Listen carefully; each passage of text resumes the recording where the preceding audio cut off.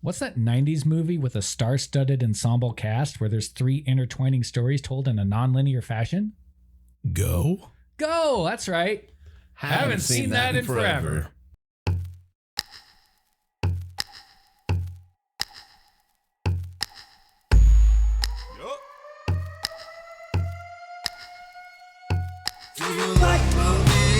Your whole crew, Ben Fallon and Nels got some movie buff too. It came out in 97, didn't get any better. Well, let's check anyways. I haven't seen that in forever.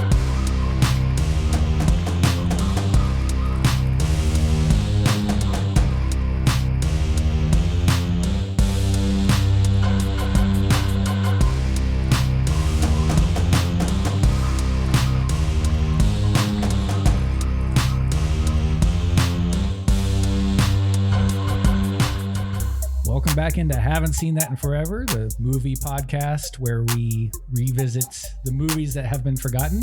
Episode 7, boys. Woo! Yay! We made it. You can listen every day for a week if you wanted to. Or for like 7 hours. Or 7 straight hours as well. True story. If you want to just take off work and instead of work, listen to us for 7 hours. Sounds like fun. Do it. Yeah.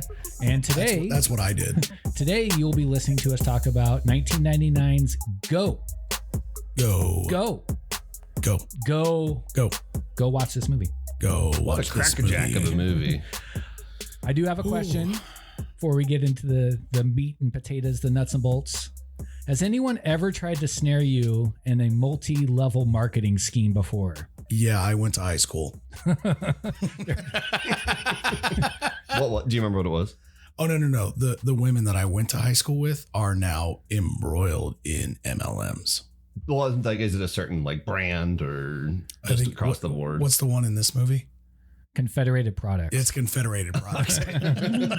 It's not Amway. No, No, that's That's a a different different product. company. Different It's a product. different type of product. it's an upgraded version. I will say this. I have known many people that have done Rodin and Fields. I've seen many people do Amway. I've seen a lot of people do Mary Kay. Yeah. So yeah, I have seen a lot of MLMs in my life. I've never been a part of one. Oh, what was the weight loss one with the shaker in like 2008? Shake weight?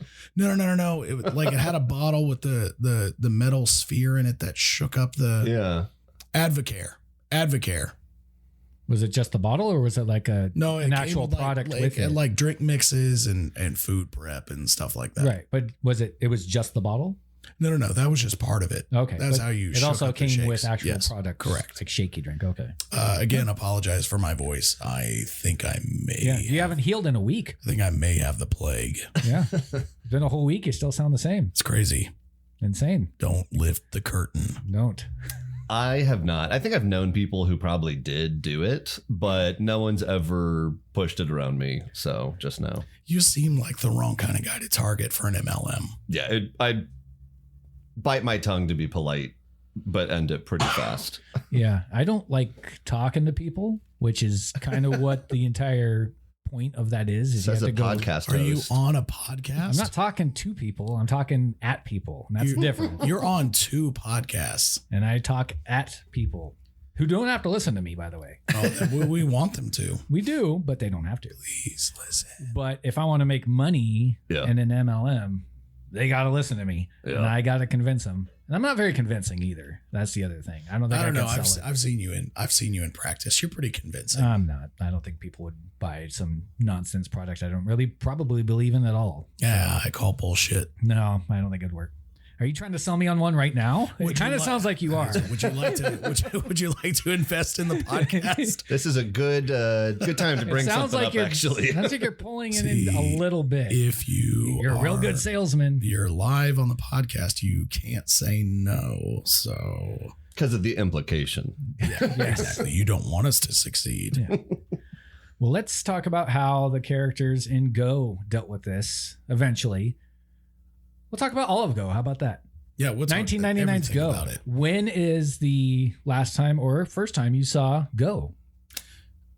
This is the first time I've seen it. Okay. I honestly was surprised that I hadn't seen it because and we'll talk about it when we get to the poster, but this was a very recognizable poster for me.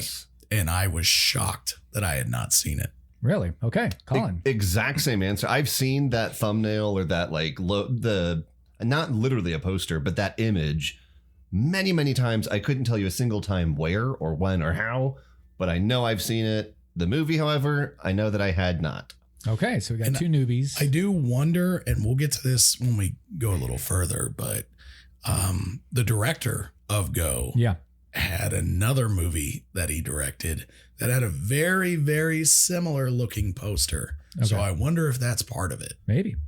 I've seen Go a lot. I didn't see it in the theater, I know that, but I'm sure I saw it I rented it from Blockbuster shortly after it came out. I've seen it on TV a bunch. I love this movie. I think it's a great movie. We'll get to all the fun stuff about it. But so I'm kind of an inverse because I think this is the first one that I've seen and you two haven't. I think that's correct. So I will. I'll be the veteran on this one. So let's get into. Do you have a relevant question? I asked it. MLMs. Oh, you're right. Are you trying to circle back to it? You're really trying to snare me, aren't you? What do you got? Hey, have we not talked about the MLM I have offered for you? You keep circling back. You keep bringing it back here. It only takes $10,000 to buy in. At least you're like not naked on the bed trying to get me to smell some cologne. I'm not. I could. He did try to make out with me in the kitchen earlier. That was weird. Okay. But it's okay. It's a stage kiss. That's right. Well, you used tongue. I didn't. That's right. It's a stage kiss for you. Yeah. Your wife was making cake batter. It was weird. She actually directed that scene. She did. So let's get into the nuts and bolts of 1999's Go with a background check and action. Cut! All right, that's a cut. Cut! What the hell is wrong with that take? Go was directed by Doug Liman. Lyman? Do we know? I think it's Lyman. Lyman. He had just come off directing Swingers. And there's my point. I can picture. I was trying to figure out what it was. I can picture that now. Take a look at the Go poster and the Swingers poster and tell me they don't look similar. All right. Well, let's table that for the poster. We'll get to there. This was his first movie after Swingers. He went on to direct The Bourne Identity, which is like a complete 180 from this movie. Mr. and Mrs. Smith, which of course is famous for Brad Jelena getting together.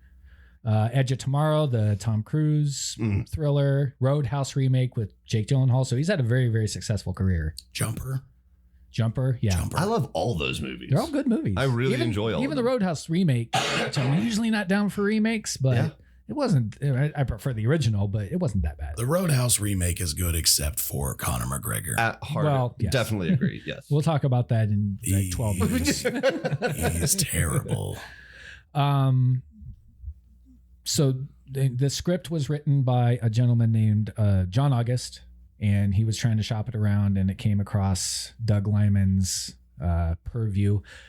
He actually told a funny story. Doug was about to leave his apartment when his phone started to ring, and this is before cell phones, so it's his landline.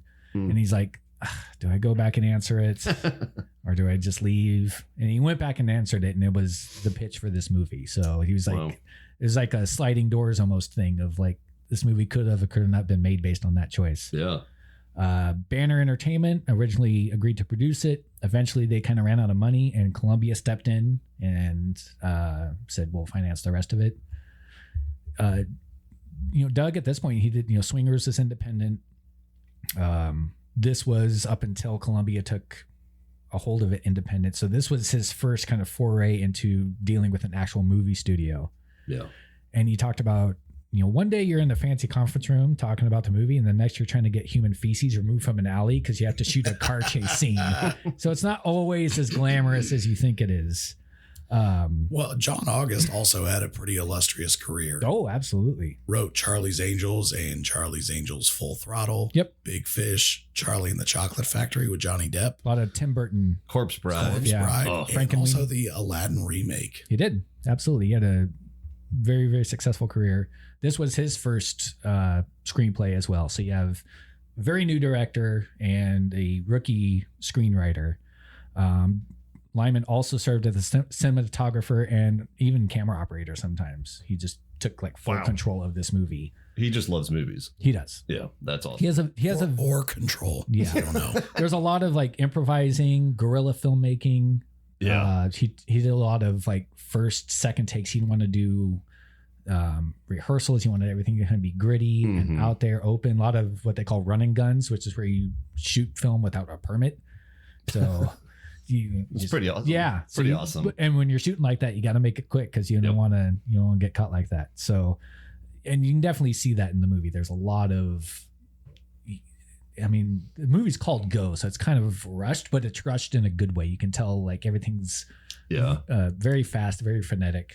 Frenetic is the word that I wrote down. Yeah. They say the word go a lot in this movie too. I think that's a pretty cool like tying theme. Yeah, I was trying to find something on why they called it. I mean, obviously that's why they called it Go, but it's part of it is that like all the characters are kind of always moving forward. I think it's a tie to Jay Moore's scene with Sarah Bali. I think that's when he mouths it. Yeah. The big one. Yeah. I think that's it. Yeah. Every character is like trying to get through usually a sticky situation and go through that because you can't go back. You have to go through it. Go through that. Yes, go through that. Any other tidbits on the background anybody found? Anything else? Nothing really super interesting. I think we hit all of the important parts. I got one. Okay. And I think Never mind. Ben, you might be onto something with Doug Lamont. That's what I'm going to call him. Lamont being controlling. Did y'all read about the grocery store? I did read this actually. Okay, so he found this kind of older, somewhat rundown grocery store and fell in love with the look. It was rustic. It was dirty. Again, it was dated. And immediately chose that he wanted that particular grocery store to be, where like the main cast or half the main cast works. And a lot of the plot revolves around interactions there. So they contracted with this grocery store, gave them a fat check to be able to film there. The owner then, nervous that they're going to be on a movie, uses that money to refloor the entire grocery store, paint the walls, give it a facelift. The team comes in there again, and the production team is so angry because they're like, no, that kills the only reason we really wanted that. Because it looked like crap. Yeah, and they literally then scuffed it up, and they messed up the paint, and they put in old panels in the ceiling, which I think is just wild. But I mean, it looks good. There's actually a very similar story to the grocery store in American History X. Really? They did the same thing because it was an ethnic grocery store, but the ethnic grocery store had been made to be very clean looking for the purposes of being an ethnic grocery store. And the production team came in and, I don't know, not demolished it, but really took their time making it look worse. There is one other thing I did I joked about it in the intro, but the comparison of this to Pulp Fiction. Yeah. Because of the ensemble cast, the intertwining stories, the way it's told, there's drugs involved, all that stuff. I mean, I get it. And, this came out 5 years after Pulp Fiction. I mean, that's 7, I think. Was it 92? 94. 94. Okay. Pretty sure it's 94. 5, 9, 8, 11. The first number I said was right. 5. I saw that several people have commented that it's Pulp Fiction Jr. Yeah. So I think that's probably something that unfortunately is still a lasting reputation, which I don't think is deserved because there's a million anthology kind of ensemble movies. Yeah. The storytelling type with the non-linear and intertwining isn't new. It's not new, but what was the first one? Do we know? I don't know the answer. Oh, that's so been told excited. forever. I don't know the answer. I assume it has something to do with the 80s crime dramas because the Night Shift is what comes to mind for me with, is it Emilio Estevez?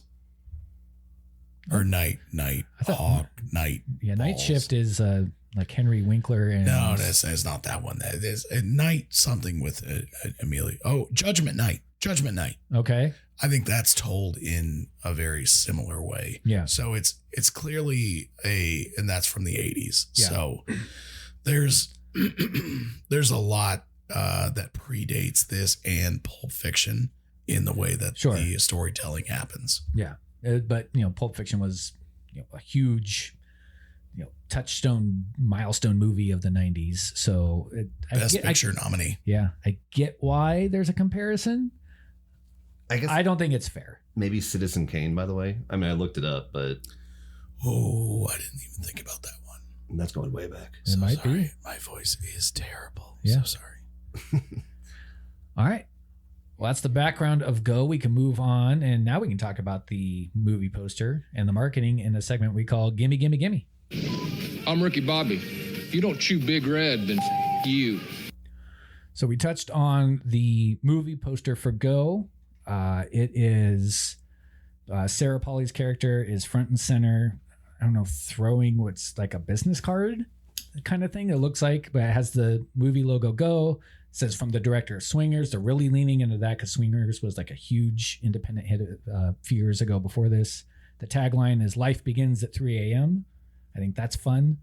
And then they have Timothy Olyphant crouching with a gun behind Sarah Pauli, and then Katie Holmes behind her.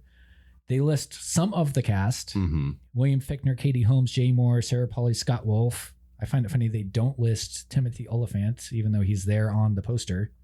So that's a little interesting. Especially after, oh no. This Yeah, is this after would have been Scream after 2. Scream 2. Yeah. Yeah. That was It's- like his it's- breakout role, and he was, Which is incredible. spoiler, one of the killers in Scream 2. Sorry to spoil What? that. Sorry for a 29-year-old movie. 30-year-old movie. Yeah. Sorry, guys. So it's kind of weird. He's on the poster, but not listed. And they don't list the entire cast, too, even though it's, there's a couple people missing there as well. Tay Diggs Ensemble isn't casts there. are hard. Yeah. Ensemble casts are really difficult, especially looking back at a cast you didn't know was going to be big. Mm-hmm. And this cast you did not know was going to be big. Yeah. And I'm a little surprised Katie Holmes isn't more front and center because Dawson's Creek, Katie Holmes was the seller of the movie. she, I think she had only done the pilot of Dawson's Creek before she made this movie. Oh, really? So it blew up while the movie was being made. And then But by the time it came out, Dawson's Creek is huge. But she's really not in it. The movie. Yeah.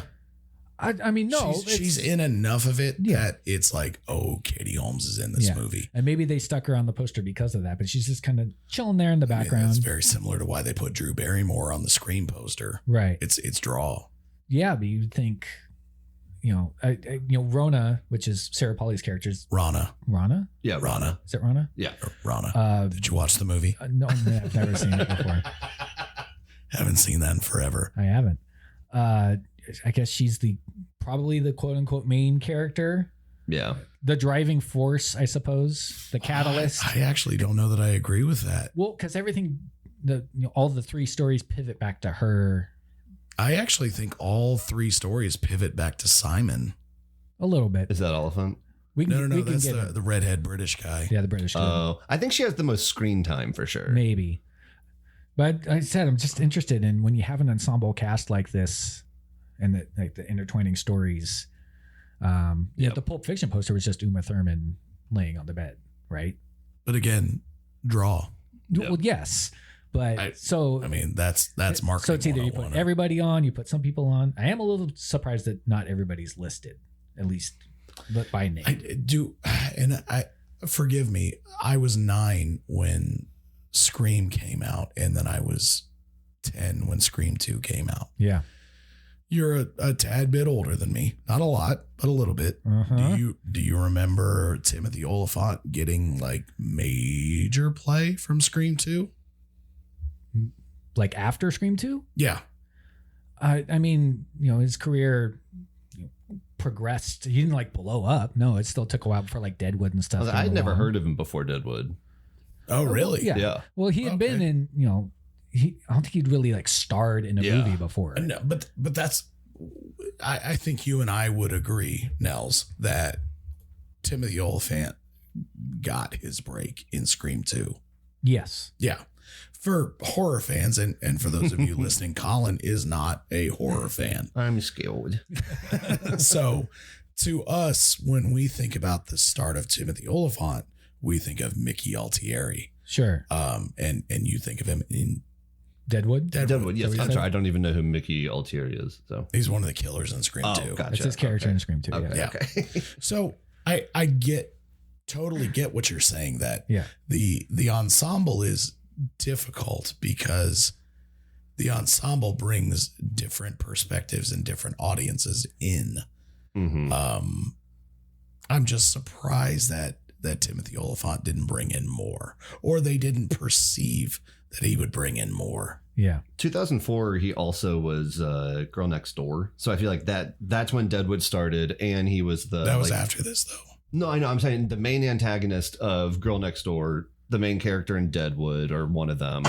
So I think that's really maybe when he like started carrying movies. I mean, I think he stole every scene that he was in this movie, but I agree. yeah, I agree. What do we think about the "Life Begins at 3 a.m." tagline? I like it. The fun thing about that is I saw that tagline, and as a kid from Ohio and an Ohio State fan, a lot of my childhood and into early adolescence was shaped by Jim Tressel. And Jim Tressel always famously said, "Nothing good happens after midnight." Yeah. And I don't know if that stuck with me, but it always was like, I remember him saying that. So to see things like, oh, life begins at 3 a.m. and knowing that Jim Tressel said nothing happens that's good after midnight, and then going to college, I'm like, I think you both might be right. I think it's fine. The poster, honestly, I would not see this movie based off the poster. And I think that stands true because both Ben and I have seen this poster many, many times Millions. and have never seen the movie. Yeah. You don't really know what the movie is based on the poster. So you're either being sold on who's in it, Yeah. or you saw Swingers and you liked that. Well, so you're that's- going to give this a shot. That's the thing that we brought up before is like, if you go look at the Swingers poster and then you go look at the Go poster, it's pretty similar. Like in the shape, in the shot, in the way it's presented, it makes sense. And I don't blame them because Swingers was such a big hit. Yeah. The They're Swingers like- poster is what, Vince Vaughn holding a cocktail. Yeah. Swingers is on like a matchbook kind of coming out. Exactly. So it's And very, Go- very similar. And Go is Sarah Polley essentially in the same position Yeah. Yeah. as Vince Vaughn and doing the exact same thing. So, but I mean, to me, the marketing makes sense for the time. Yeah. It made sense for Yeah. the fact that you had success with Swingers. So why wouldn't we do it again? Yeah. And then, of course, any movie is going to have a trailer to go with it. The trailer's garbage. You didn't like it? The trailer's trailer garbage. is very kind of energetic, frantic, just like the movie. I did not do enough cocaine to enjoy this trailer. It mentions swingers. Obviously, that's like the big selling point here. Yeah. They do the cast list off of everybody who's in the movie. Don't really give too much of the plot away, so you're really being sold on. What plot would they give away? I don't know. That's kind of the tough point. That's why they really kind of jumbled together the frantic Yeah. pace and leaned in the swingers aspect of it. Once again, this kind of movie is hard to create that marketing for. But I wouldn't see this just from the trailer. I needed to have my hand forced, and I want to be very clear. Thank God I did, because this movie rules. But I wouldn't. with you. I would I'm with not you. have put it on after watching that trailer. No way. Yeah. No way. And that's I just a wouldn't watch it. shame. I wouldn't watch it based on the trailer. Yeah. And I think one thing that we haven't really hit on very hard is the importance of that marketing piece, because we are all relatively similarly aged, Yes. and Yep.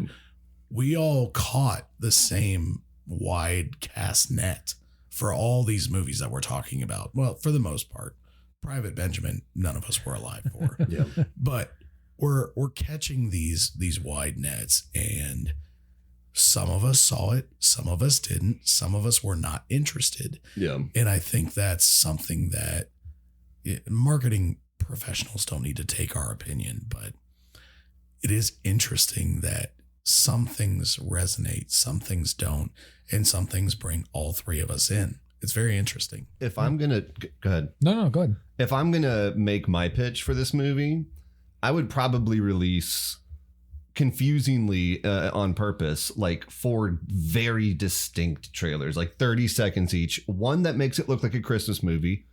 One that makes it look like it's a rave movie. One that makes it look like it's like a crime. Mary drug like crime. Christmas, not her name. And one like, I don't know, Vegas. Yeah, like Vegas road Vacation trip. Gone Wrong. Yeah. If you do that would interest me more so than putting kind of a little bit of all of it together. Out of curiosity, did any of you watch this trailer and then go watch the Pulp Fiction trailer? No. Probably should have. Oh, I don't know that you should have, but I had the thought as I was watching this movie that this is very Pulp Fiction light. And so I watched the Pulp Fiction trailer after I watched this one, and I can tell you they're the same trailer. Yeah. And that got me thinking, like, what worked with Pulp Fiction that may not have worked with this one? And I think it's just because you're the first one. Maybe we can get into some other things that may have derailed the success of this movie. But let's instead, before we get there, move into the music, and we'll talk about That's My Jam. 2, 3, 4.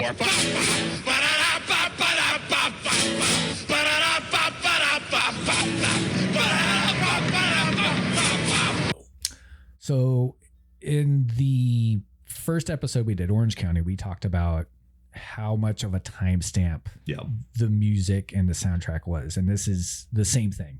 This is very, very much 1999. I guess the big song that came out of this was Steal My Sunshine. Len, their big one hit. What classic. That song was released on the soundtrack, and that's what got it the airplay. That was the release. Yeah. Oh. It wasn't the album. So this movie is what launched that song into the stratosphere. You couldn't go anywhere in 1999 without hearing this song. I actually knew that, and I never had seen this movie before, which was really wild that I knew this launched Len's career. Yeah. But you have No Doubt, Natalie Imbruglia, Fatboy Slim, Eagle Eye Cherry. I mean, there is just... The Macarena. Yeah. the Macarena remix. But if you look at the rest of the soundtrack and the rest of the mix on the movie, it is heavy electronica. Yeah. It's very club soundtrack, very rave culture, which fits with what the movie is portraying. But Fatboy Slim, very rave heavy culture. Sure. Which I think a lot of people forget that in the mid to late 90s, Fatboy Slim was like one of the rave DJs that really was the guy.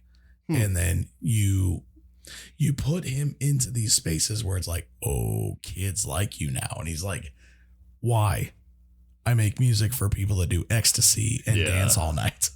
And he was at Woodstock 99. Like, Fatboy Slim is not your pop icon that he became. He didn't want to be that. He fits right into this genre. Well, it's interesting. I mean, I feel like around this time, maybe 5-6 years earlier, but like the real like explosion of gangster rap was really big. And they're like, look, we're not trying to be role models. And the people who did not live that life whatsoever, it like blared into the suburbs. Similar. We'll talk about a character who kind of exemplifies that a little bit. Whoa. But yeah, I mean, I feel like the more you fight it, that's going to just happen harder. Yeah. What about the inclusion? I guess the only quote unquote old song was Magic Carpet Ride that they play. Steppenwolf. Yeah. As they play when they're doing the car chase. I actually really hated that. Did you? I really did. I liked it. I thought it fit well. Yeah. I took a note when it came on. I thought that was, perfect choice for that scene personally. I'm not a big Steppenwolf fan outside of their traditional way of doing music. Yeah. And that's just a me thing. That's no one else. I mean, if you're just looking at the list of the soundtrack, it really jumps out of like, whoa, that doesn't fit. Oh, it does not fit. But I think it fits that scene very well. I personally do not agree. Okay. That's okay. It's not actually. I'm very upset.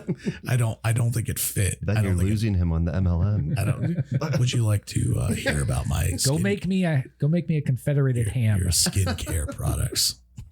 I didn't see it as fitting. Okay.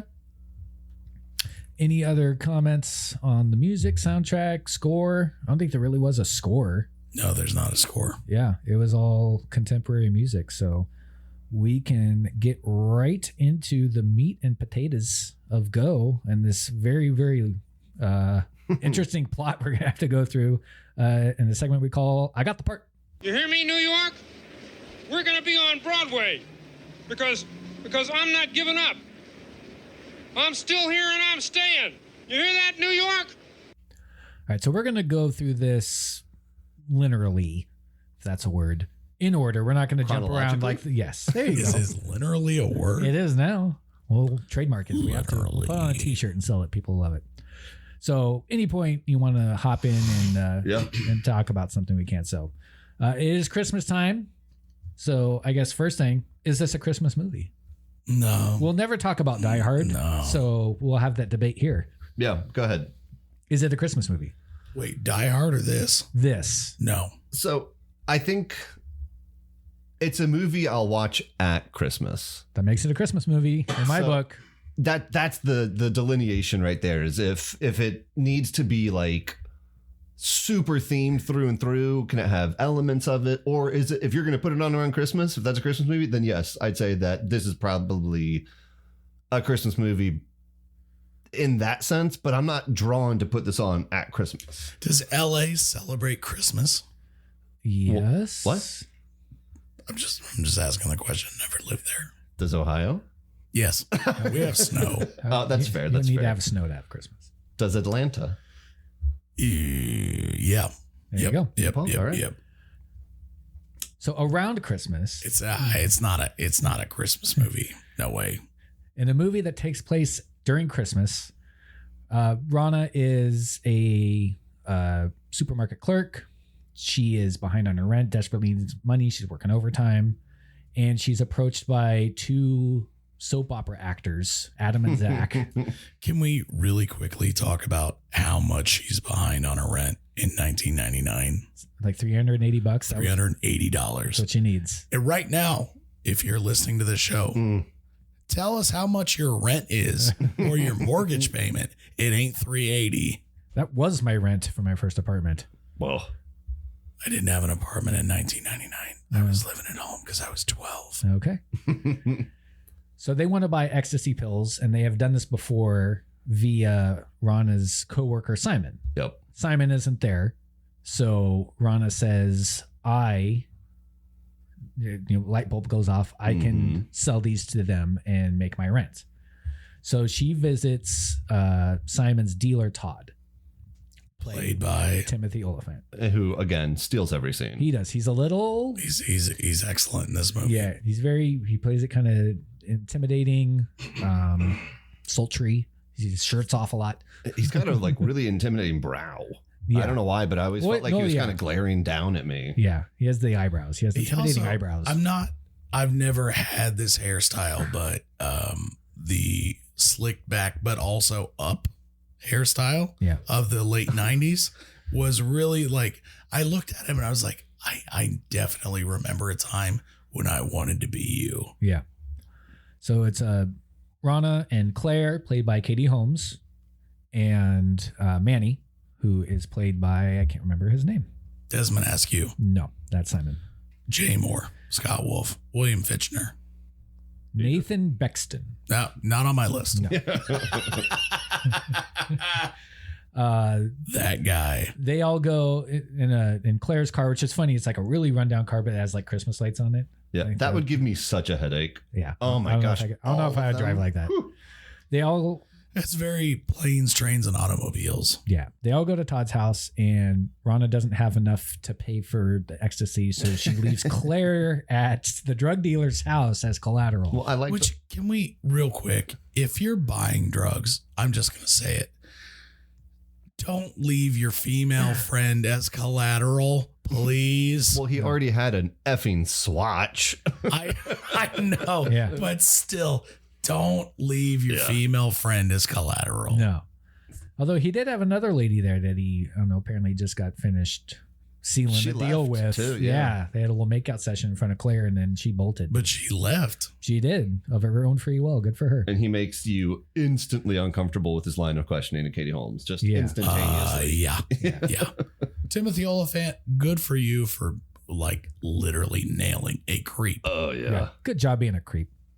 So Rana now has the ecstasy. She goes to meet Adam and Zach, and there's a gentleman there named Burke, played by William Fichtner.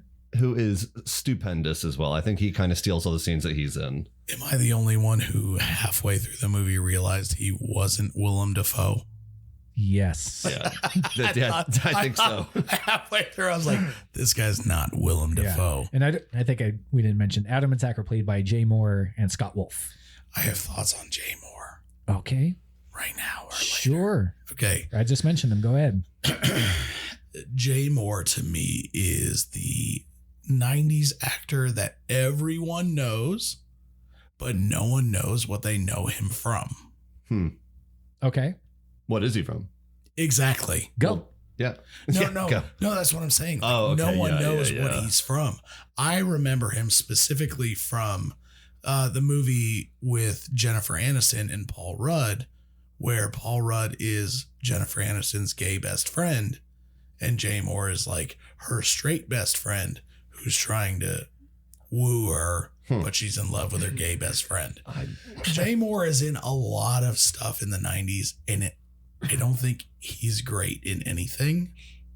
Personally, you see him in so much stuff and you recognize that he's there, but I don't think he's great in anything. Yeah. He kind of looks like James Vanderbeek, I think.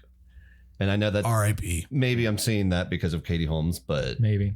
He ended up marrying some lady who's like part owner of the Lakers. whoa, Jeannie Buss. Maybe. That sounds I about think right. she's majority owner. Wasn't she the one that was dating Phil Jackson for 30 years? I don't know, but good for Jay Moore for being a trophy husband now. Quick note on Fichtner, by the way. This is the second time that, Is that how you say his name? yeah, Fichtner. I was going Fitchner. That an actor from the Longest Yard remake has been on the podcast because we talked about Cromwell, who was the warden, and he's like the head guard / quarterback That's right. He's the quarterback of the guards team. and Good the pull. bank owner from that awesome scene in The Dark Knight. The intro, yeah, Shout out to Colin for 2 good pulls. And we also didn't mention Rana, played by Sarah Polley, who had a pretty successful acting career. She was in the Dawn of the Dead remake and Splice, I think, but probably better behind the camera. And she learned a lot from Doug Liman here on directing. And she directed some movies that were very, very award favorites. She reminds me a lot of Emily Smart from Road Trip. Amy Smart. Amy Smart, sorry. Amy Smart, yeah. Yeah, a little bit. She reminds me a lot of her. Yeah, a I little can see bit. that. So Rona is Rana, sorry, meets up with Adam. Get it right. I will. She can come fight me. She'll probably kick the crap out of me. Rana meets up with Adam and Zach, but a gentleman named Burke is there who is actually a undercover policeman, and not a good one, because Rana is onto this immediately as this is a weird situation. I do not like it and I need to get out. So she runs to the bathroom, flushes the ecstasy, and then manages to get out of there when she, I think, pretends to be underage. She's not 17. No, in she this says movie. she's 17. She says it, And then chugs some beer in his face. but I don't think she is.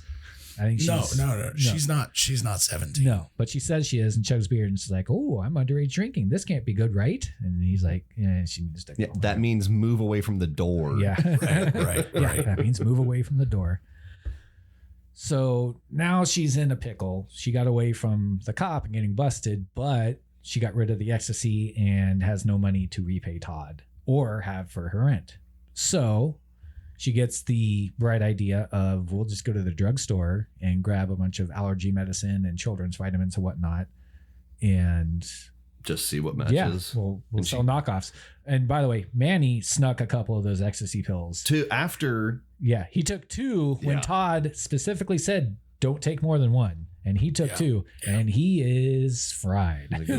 He is flying. He is sweating.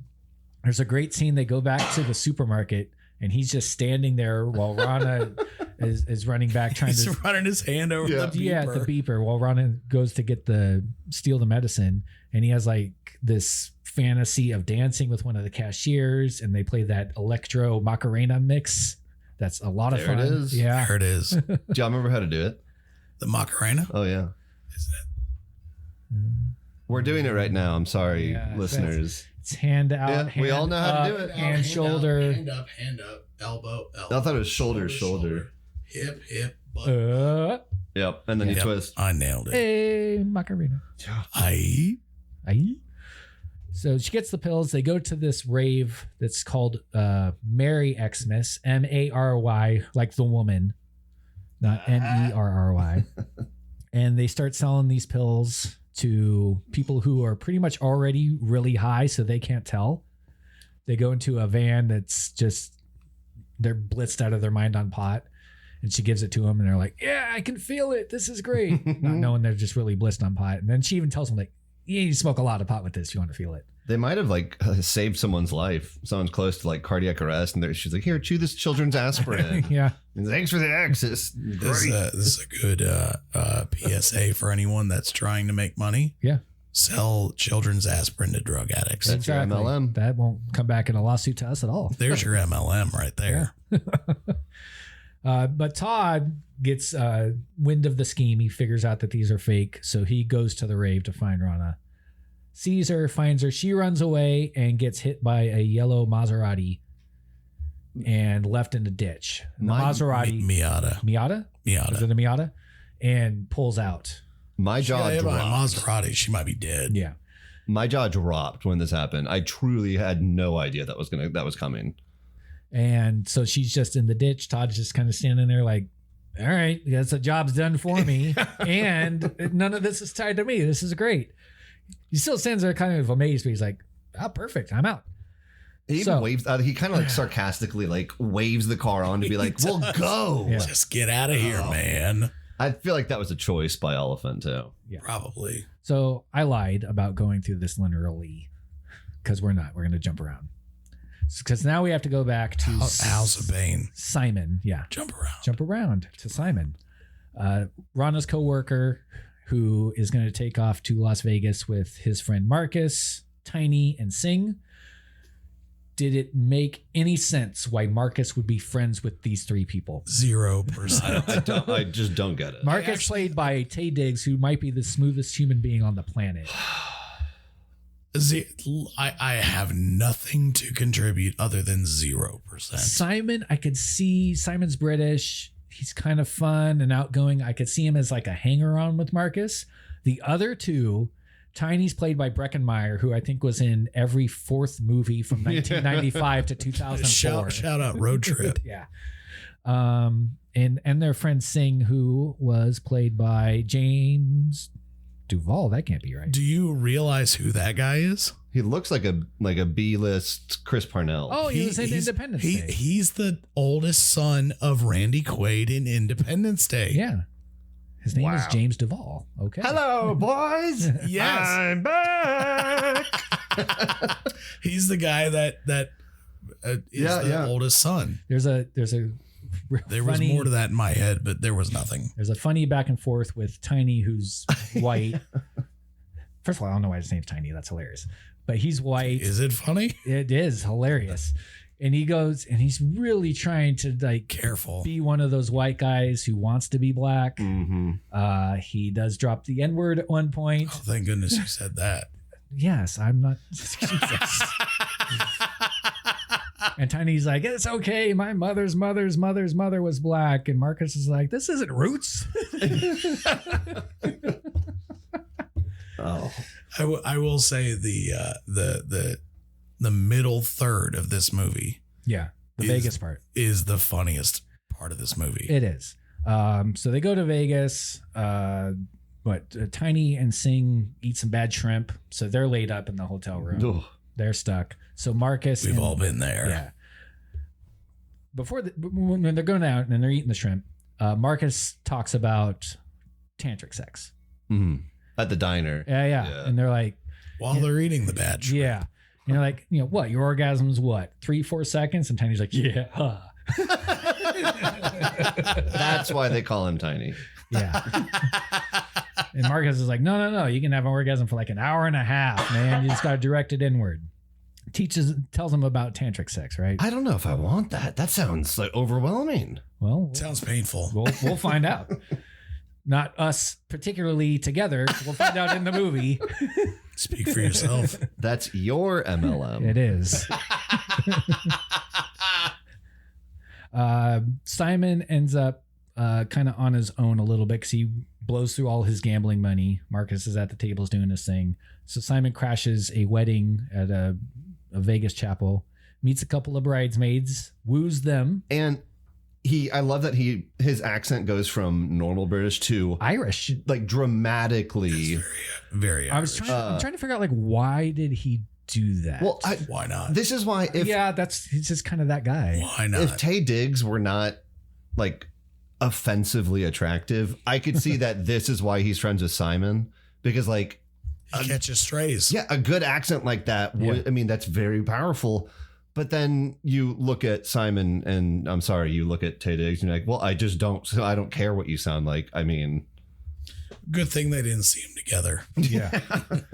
I'm wondering if part of it was like, he's going to run and gun these two bridesmaids. He doesn't want to hear from them again. So if they're ever looking around, it's like, oh, it was this Irish guy.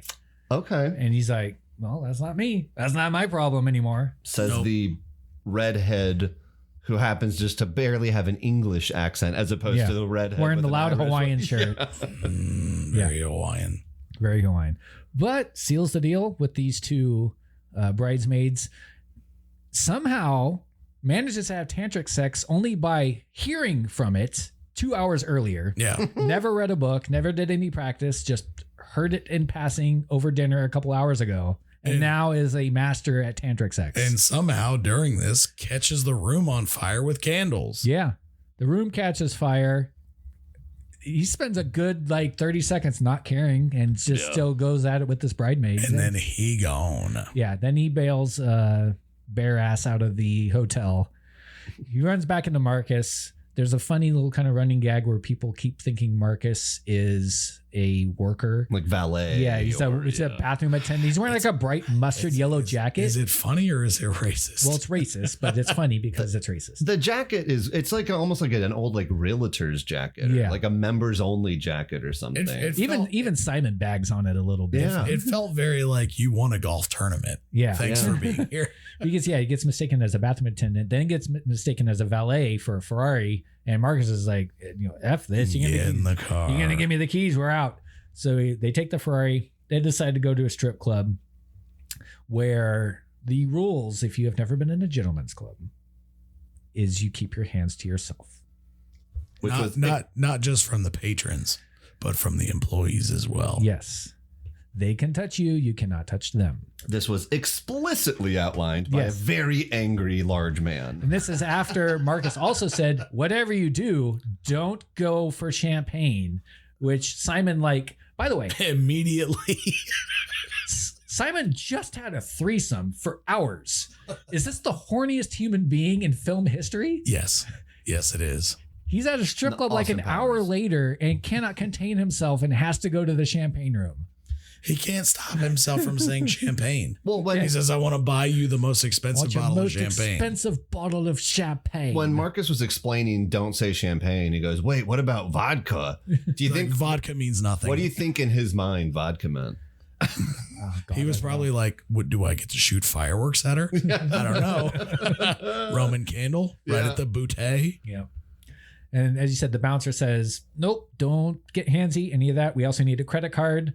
Simon somehow has Todd's credit card. He steals it. He just stole from it the straight up? beginning, Yeah. Okay, stole Todd's credit card. I feel like you've seen this more than once. I have. I don't remember how he got the credit card. He stole it. Okay. That makes sense.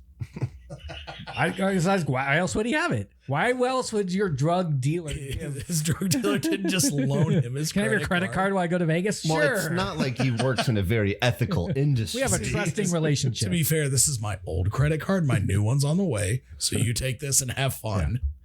So they have to leave the credit card as a down payment type thing before they go into the champagne room. They're getting their dance on in the champagne room, and Simon cannot help himself, gets handsy with the stripper. Grabs the booty. Yeah, goes right for it. Two-handed, and that's a big grab. Yeah. The stripper immediately outs him, screams. The bouncer comes in, enraged, starts kicking the crap out of Simon. And that's when He shoots him. he pulls out there was a gun in the Ferrari. Oh, yeah, we missed that. We missed that part where he's just flailing the gun around in Marcus's face while Marcus is trying to drive it. Mm-hmm. It's like, give me that damn gun. And eventually, the bouncer gets shot. Yep. They bail. There's a fun car chase. The bouncer and his dad chase Marcus and Simon. The Ferrari gets shut down because the owner calls it off, right? Which, I real quick, I know. He calls the cell phone or the car phone. He gets shot under the arm. I thought it was like in his bicep. It felt like he got shot in the side under his arm. Well, But they're sewing up his arm later. And they were going to do Simon's bicep at the end. Yeah. Do the little X on it to be like, well, like fair's fair. Shoot right. there. It felt like the way they shot it, Yeah. it looked like he got shot in the side. No, he got shot right in the bicep. Right in the bicep. Yeah. But Simon and Marcus get back to the hotel, get their sick roomies, and bail out of there. They said, we got to go. Yeah. They manage to escape through an alley and get the bouncers roll their truck and back to LA. After Everybody bribing goes, the kid. but they left that credit card behind. Yeah, they did. Todd's And whose credit credit card. card was it? It was Todd's, and those bouncers are tracing it. Yeah. We'll see what happens in the future. But for now, let's go see what Adam and Zach were up to this whole time. Let's do it. So soap opera actors, they're actually in a relationship with one another. And there's a fun bickering back and forth between them because they cheated on each other. With the same That's- man. The same That's guy. They're so trying to figure good. out who it was. There's a little fun back and forth there. On the count of three. Yeah. But they decided that, or they got busted Yep. for their drugs. So the detective Burke has decided we're going to use you to get somebody hired. That's usually Yep. how these things work. And then they'll get someone higher And and, then get higher someone and higher. higher until everyone's working for the man. So that is why they were asking Rana for drugs. yeah. Obviously saw that didn't work out. Rana bailed. So after everything falls apart there, and Adam has a wire on, they have all this stuff. Simon's gone. They decide to buy the drugs from Rana. It falls apart. Rana bails. Mm-hmm. After Zach warns her, he kind of tipped her off. Yeah. Of And like, this definitely isn't good. Her radar was already up, but he was doing like you need to go. This is because Yeah. they knew she wasn't. such an effective mouthing. Go. Yeah, go. So it doesn't work out. The bus doesn't work. But Burke invites Adam and Zach to Christmas dinner, which it's very bizarre. It is. And they also say, they're like, okay, but We'll see why. But at the front, it's like, why are you bringing these guys who were drug dealers and you're a detective to your house? they're like, but well, we're still good though. We did our part. So will you sign off? And he's like, sure, I'll sign your parole sheets or something. Yeah. But he wants them to go back to the house so he can sign him there. So they kind of don't have a choice. Yeah. And they have very, very weird behavior between Burke and his wife, Irene, who's played by Jane Krakowski. Of 30 Rock fame. Yeah, the great Jane Krakowski. This was one of her early films, but she's fantastic in Oh, 30 yeah. Rock and Kimmy Schmidt and all of that. And it turns out, very bizarre behavior. He's like, Burke is just butt naked, completely nude, and makes Zach smell. You think it's CK1, but it's not. And he keeps trying to push these that. weird Yeah, products yeah, on him. yeah. Like, go sit on the mattress. It feels firm, right? It feels like a good mattress. Says the fully nude man. Yeah. So you're constantly on edge trying to figure out, is this about drugs? Is this like sexual assault? Are they swingers? Yeah. But you are uncomfortable. And Adam's in the kitchen. He has to call to check his messages, which is the most 1999 tech thing ever. Real quick, I absolutely thought this was a swinger Oh proposition It, before. it was pushed that way Before right to dinner the very happened. end. Yeah.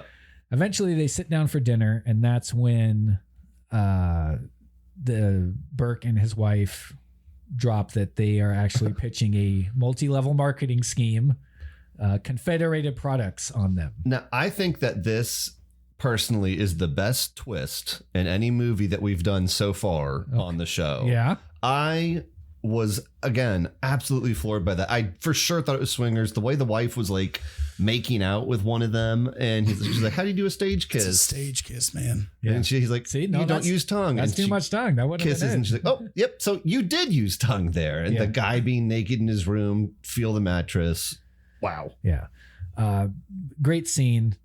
Turns out that, as we mentioned, Adam and Zach had both cheated on each other, and they find out it's with the same person, Jimmy in makeup, I believe. Mhm. Yeah. Jimmy in makeup. Yeah. So they try and hunt Jimmy down, and we run into his roommate, who is played by Melissa McCarthy in her first film role. Wow.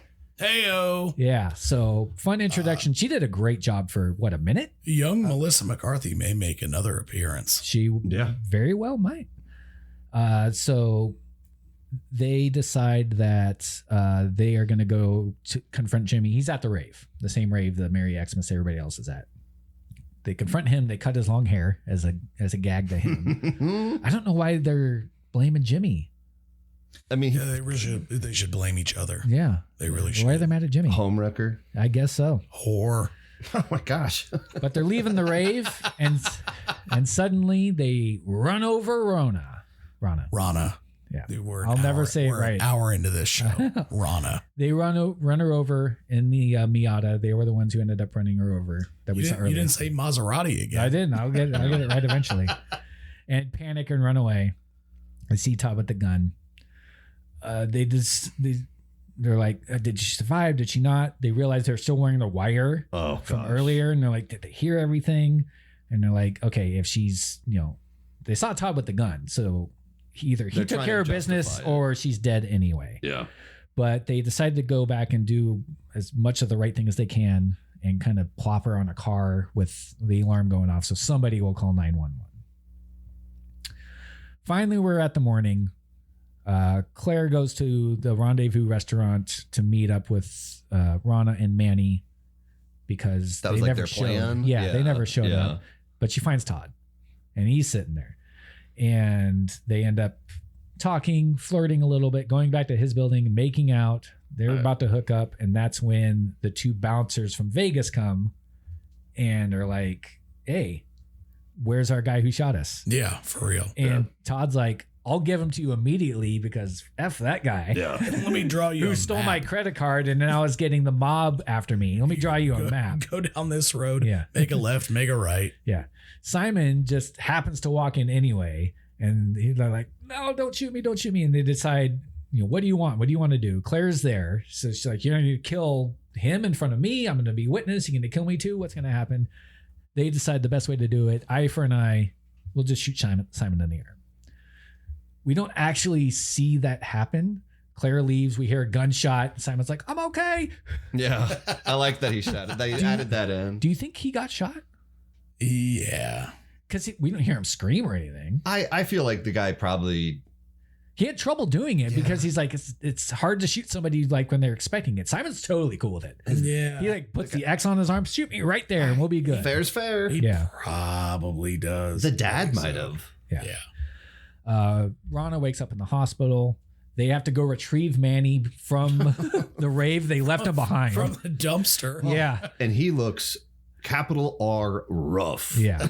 They had to leave him because he was fried the whole time. So they had to leave him at the rave in like the alley behind the dumpster. They get in the car and then Manny asks, what are we doing for New Year's? which is the most party person question ever. What's next on the docket? Yeah. We don't care what happened last night. We're looking forward. So that's 1999's Go. Go. The meat and potatoes of it. Any other thoughts on the plot, the twists, the turns, the ins, the outs? It's a wild ride. It's a lot of fun. It's a fun movie. It's a very fun movie. It's a wild ride. We'll get to our Final notes here in a minute. But, I really hated Katie Holmes' ending. I felt like that was forced, undeserved, like plot oh, really? I loved progression it. with her going home with Todd. Todd, yeah. Oh, no. I thought you were talking about like when she leaves. I thought. No, I get that. With why she just like looked at him in the diner. I figured that they were going to do that. It just felt cheap. I didn't enjoy that. I put this note in my notes where it was like, okay, I get it. You're not trying to be Pulp Fiction, but it ends in a diner with a man and a woman. And I was like, okay, I'm going to really hate this ending. But then it doesn't end there. So I was okay with it. I liked her ending when she left because she finally made the call of like, all right, you're going to do what you're going to do. I'm not going to be a part of it. Yeah. Peace. Yep. Yeah. So let's talk about how this movie was received, what we thought about it in a segment that we call You Love Me. You really love me. 8 Oscars, $400 million, and you saved Tug Speedman's career. I couldn't have done it without you, Sloan. Really? No, dickhead, of course I couldn't. A nutless monkey could do your job. So this movie was very well received by audiences and critics. They liked the dialogue. They liked the pace. Yeah. Roger Ebert liked it. New York Times. Of course liked it. he did. Yeah, of course he did. We picked good. We do. movies. Us and Roger Ebert are on the same We should wavelength. really try to get Roger Ebert's kids on the podcast and find out what Well, his that's not. We mindset. picked movies he liked, but like he liked Salt, and we did not agree with him on that one. Gross. So I always forget that. there were some people who were like, I've been "Ah." trying to forget it. Yeah, there were people who were like, well, it's just like Pulp Fiction, and it's like, well, Yeah. you don't have a vision for anything beyond superficial stuff, I guess. Ugh. It didn't do great at the box office, No. mostly because a little movie called the Matrix, The Matrix Matrix with Keanu. Dude, where's my car guy? Yeah. That's weird. something like that. Keanu Reeves. Yeah, that movie was a big deal at that time, apparently, from what I've heard. I've never seen it. I couldn't tell you anything about it. Haven't seen that forever. Oh, okay. No, I've seen The I was Matrix. legitimately about to be like, all right, well, we're canceling the next episode. I'm sorry, but I'm going to put it on right We're now. watching The Matrix right now. So yeah, The Matrix was running wild in theaters and just Yeah. kind of fell through the cracks. It did a lot better in the rentals. That's how I saw it for the first time, and like HBO and stuff like that. There wasn't streaming. Do you then, know when so- this came out, like month-wise or like season-wise? Was it April. April 9th. Okay. Yeah. Do you think it would have done better in December?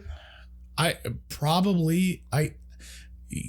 think Nels and I are more or we're more sensitive to this than people who aren't horror fans.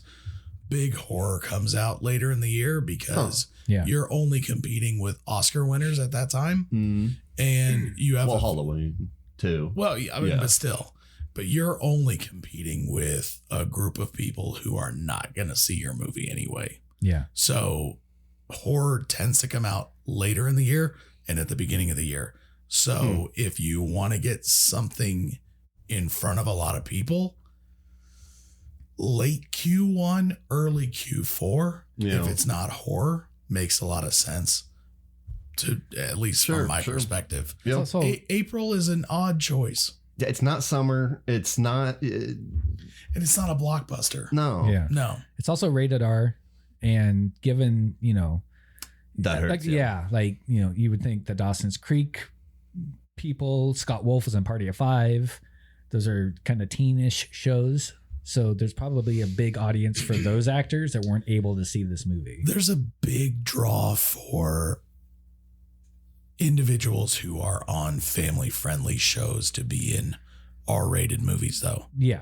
That's, I think, a big part of Well, I don't think Katie Holmes is even there yet. She had only barely shot the pilot for Yeah. Dawson's Creek when she was doing you know this. what I mean? Like, because you want to Courtney Cox in Scream in '96. Yeah. that was a big. you want to show draw. your range. Yeah. Yep. You want to be pigeonholed, And people are like, "Oh, we want to see Monica Geller drop the F-bomb. Yeah. we want to see it," and they do. and they do. So very well received by critics. Unfortunately, it didn't do great at the box office initially, but No. it had a very strong cult following afterwards. Still an 82% on Rotten Tomatoes. Yeah. A lot of praise for editing, humor, energy. It is a cult classic of the 90s now. Even though it didn't have the following at the beginning, it does now. Yeah, Sure. absolutely. So let's talk about our official thoughts. What did we think of it? What are we rating it on? Let's Ecstasy pills. let's do it out of 5 allergy medicines you think are ecstasy pills. I'll go. I had a blast with this movie. As I mentioned, I knew of it. I've definitely seen the image of it. I'm glad that I was given the opportunity that I couldn't pass up to go watch it. If you haven't seen this forever, or you haven't seen it at all, highly recommend that you watch it. They lost points with me. It seemed like they couldn't land the plane. I don't think they really knew where the correct ending was. And I know it's hard with an anthology kind of story, but I really didn't feel satisfied at the end. So super fun. Highly recommend. I'm going to give it 4 out of 5 allergy box medicine boxes that you think look like ecstasy. Okay. I'm actually very similar to you, Colin. I really enjoyed this movie. Excuse me. It's shot quickly, low budget, fast, frenetic. I tend to enjoy movies like that because I don't like movies that drag. I really don't. This movie helped launch a lot of careers. I like going back and watching movies that launched careers because we see Timothy Olyphant, Breckin Meyer, Melissa McCarthy, like all of these. Who's the biggest star to come out of this movie? I'd say Oliphant. You think Oliphant? Probably. It has to be, right? Is it sneakily Melissa McCarthy? Ooh, that's tough. She might have had a higher peak, but I think he has a I don't know better if we can, career. but yeah. Longevity wise. Out of the main cast. We'll say the main cast. Longevity wise, I would say it's Oliphant. Yeah, it's probably going to be Oliphant. But don't worry, we'll talk about Melissa McCarthy We in will. a few episodes. It's a fun movie. It's a simple plot. You don't have to do a lot of thinking, which I enjoy because I'm dumb. It doesn't need to be complex. I feel like the complexity falls apart a little bit at the end, like Colin said. I think that if they had paid a little bit more attention to the ending, my score would be a little bit higher. But I enjoy it. I really had a good time with it. I'm going to go 3.75 allergy pills that look like ecstasy out of 5. Nice. Cool. Yeah, I agree with you guys. I love this movie. I've seen it the most, obviously, out of anybody. I've been watching this movie for almost 25 years. And you still can't say Rana. I can't say Rana. No. I don't think I've ever said Rana once until this podcast. I thought it was Rona forever. I don't know why. Yeah, the pace is great. The cast is fun. The plot is fun. You're not bored during any of it. It's a quick, breezy movie if you just want to throw something on. I'm going to go 4.5. Ooh, nice. Allergy pills that look like ecstasy. I don't hate that score. Yeah. Nope. I don't hate it. All right, y'all. Thanks for tuning in. Make sure to follow us on socials and make sure to let us know if you have any good MLM ideas. We could use those too. HSTIF podcast. That's not an MLM. Could be. It could be. That's all our socials. That's Instagram, TikTok, all that. Let us know if you agree, disagree, have a request. And please join us for episode 8 in a week where we talk about 1992's Trespass.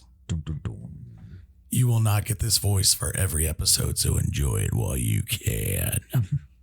Bye.